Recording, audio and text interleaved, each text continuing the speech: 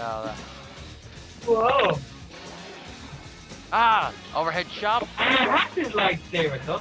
Wasn't she married to Luke all that time? So she had control of his lightsaber? She marries him around.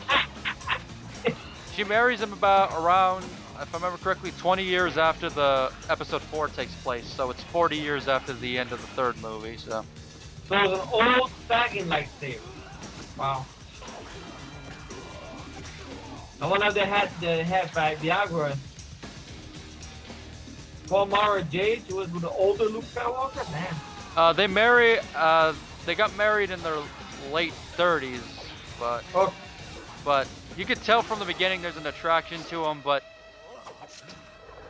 it just takes a while.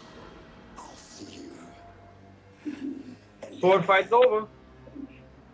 I'll be the judge of that. That's it.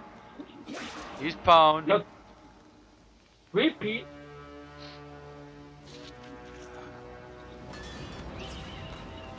He's dead. There can be only That's it. Bigger quickening now. I'm surprised they didn't reuse the idea that they were originally going to do for the ending of the first one. Or the same way of fighting the dragon-like creature. Yeah, now that would have been interesting. Oh, I wonder if somehow Justin Lin ended up probably doing it, or not just ripping off the same exact quickening Yeah. with Tyrese. Yeah. I know people are saying, but we don't know if Tyrese is going to be in there. You're overjudging it. I don't know. I don't trust Justin Lin. I'm sorry. For Highlander, really? I don't trust that fucking guy with T5.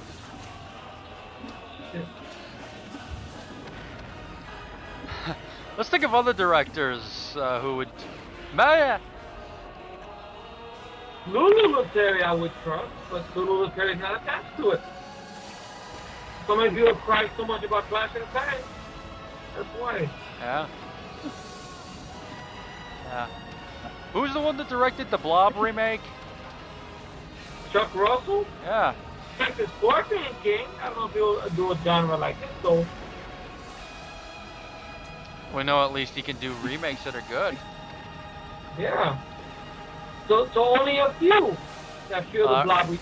Remember, the Blob remake, there's only like a few people that enjoy that film. You know, me, Matt, Mike, yourself. Yeah. Stuff like that. Well, oh, this one's a stretch too. Imagine David Cronenberg doing it. Then it'd be Viggo Mortensen playing the Highlander. I don't know. That's like his main actor right now, Viggo Mortensen. Yeah. I don't know if David Cronenberg will tackle that, though. Did you see Cronenberg dealing with Highlanders and Mortals and stuff? Well, if he went for more of the emotional part of it, you know, like how his Fly movie really gets you into the emotional side of it. Yeah. That's a horror movie, though. I don't know. This is more like sci-fi and a little bit of sorcery and stuff. Theoretically, it is possible, though. It's just that they figure out a way to execute it. That's the killer. Oh, there you go. And here we go. Here we find his McLeod broadsword. Yeah. Which to me, when I saw this ending, I'm like, okay, this is the ending of the trilogy right here and there. Yeah. And it is what was one all end all right there. There's a fresh breeze blowing off the loch. You light the candle for Heather. Yeah. It's snowy and cold. It's the most glorious. And then they begin their life there. I found no place to match it in 400 years. The only problem is with this one, is this one does not have a memorable soundtrack. And a son have taken his You know, like the first movie. The second one, of course, you had Luke Graham band. Other than, of course, the Endgame song and the Dr. Feelgood instrumental. Yeah, that's the only thing, yeah. I know I have that song. I'm trying to see if I find it. Now, this is supposed to leave a hint that there's more to come. Yeah. You obviously it's not. Yeah. Beautiful score right there. Yeah. I know I have it. I have to look for it. See if I can send it to you through here. What, this song? Yeah. You already sent it to me. I did? Okay. Cool. I know I had it. Beautiful song. Yeah. Captures the emotion of the movie perfectly. Yeah. Yeah. But now, closing, I mean, this film, it has a lot of problems, but it moves very fast paced. Yeah, it's Good Christopher Lambert back. Mario Van Peebles. Though he gets a little too hammy at times, but he's entertaining to watch. yeah. So, he's not as good as Clancy Brown, and he's not as good as Katana, but still, he's his own bad guy, even though at times this movie seems like it borrows a little too much from the first film, but... That was the main criticism of the critics, by the way. Oh, really? That it borrows too much from the first movie?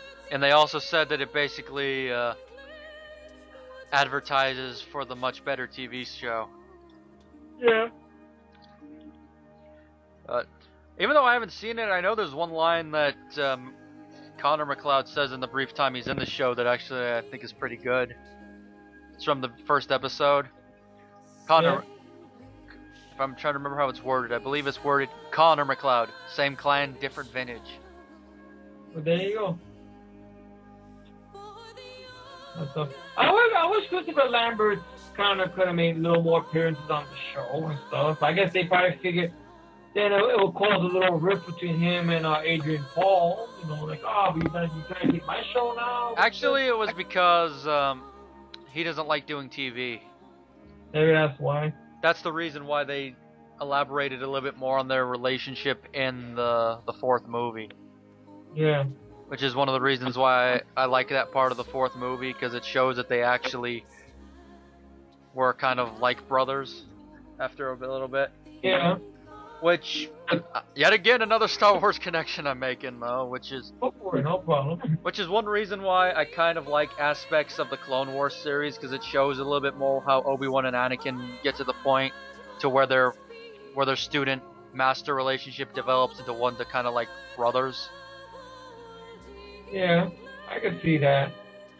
Even though, I don't know why, I feel Obi-Wan, maybe it's Ewan McGregor, maybe it's Lucas' script, but at times he seems a bit like an asshole a little bit to Anakin. Even in the first movie, I wonder how he picked up another useless life form. Oh, because... Like, this comes off like that a little bit, like the kid is the kid. Why are you being a little bit like an asshole? I think that they... But don't worry, Anakin, I will train you for Qui-Gon. It's like he's not really doing it for him, he's doing it for Qui-Gon, It's because at that point he doesn't... Because in the first movie, he doesn't really want to do it.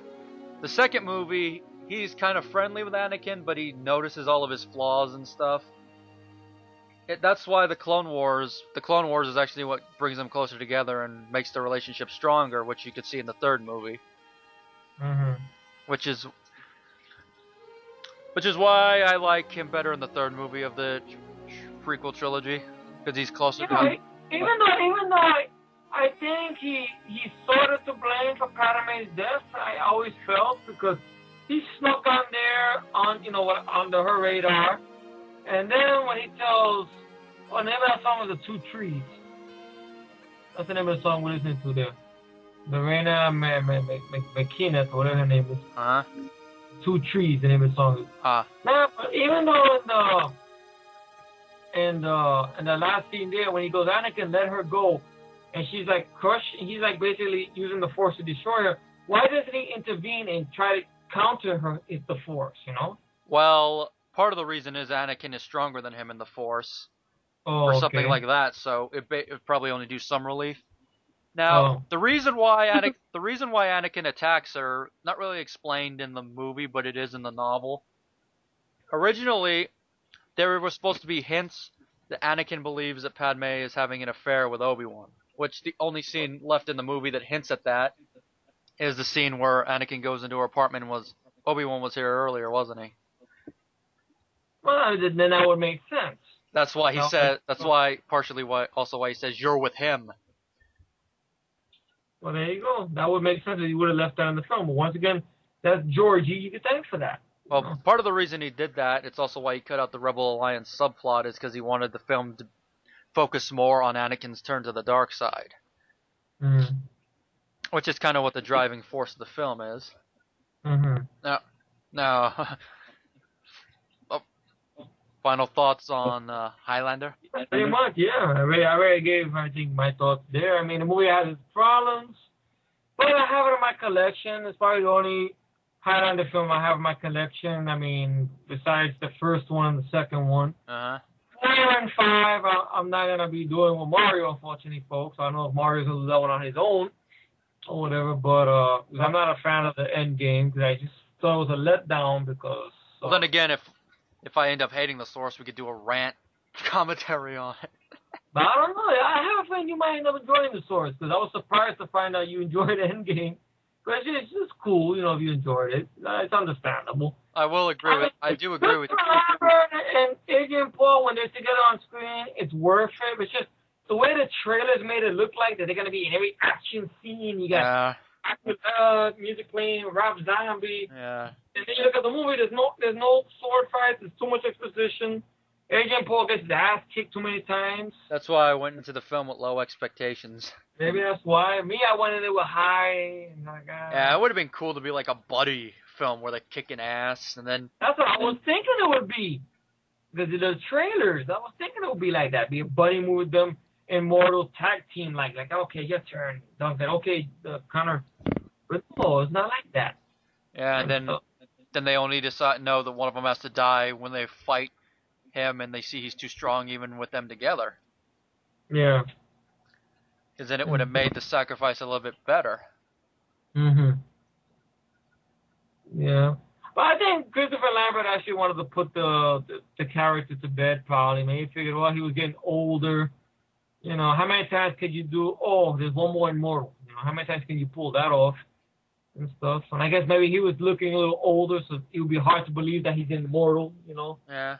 The problem is when you play Immortals on screen, it's hard to keep making yourself look younger and younger and stuff. But the movie's a time waster, Final Dimension. I mean, I don't mind it. Yeah. You know, has a lot of problems. But if I have to rate it, I would give it maybe... I like it a little bit more than the last one. I would give it 9 out of 10. How about you? What's your closing thoughts on Highlander Final Dimension? Good sequel. Like you said, it's a time waster. Some flaws. Probably could have been worked out if they had rewritten the script a little bit more. Like you mentioned, Mario Van Peebles is hammy at times, but yeah, they borrowed that from the Kurgan, but yeah, but it works with how he is using his illusions. It adds to the humor. Yeah. And it is. Here's a funny thought I had here. Sorry to interrupt you there. Jack Nicholson as an Immortal. Oh, that would be weird. That would be cool. He could act. He could be over the top and serious. Yeah, he'll be like Jack Torrance, but in the Immortal version. Connor, Give me the come here. Give me the katana, Connor, and the quickening. I'm not gonna hurt you. I'm just gonna cut your fucking head off. Yeah. Are you out of your goddamn mind, Connor? Put the sword down. Yeah, right. Interesting. Oh, man, so go ahead, your closing thoughts. Sorry to interrupt you. That's basically it. All right, so I guess we'll wrap this up then. Thank you all for watching. Thank you for having me once again, Mario. No problem, Efree.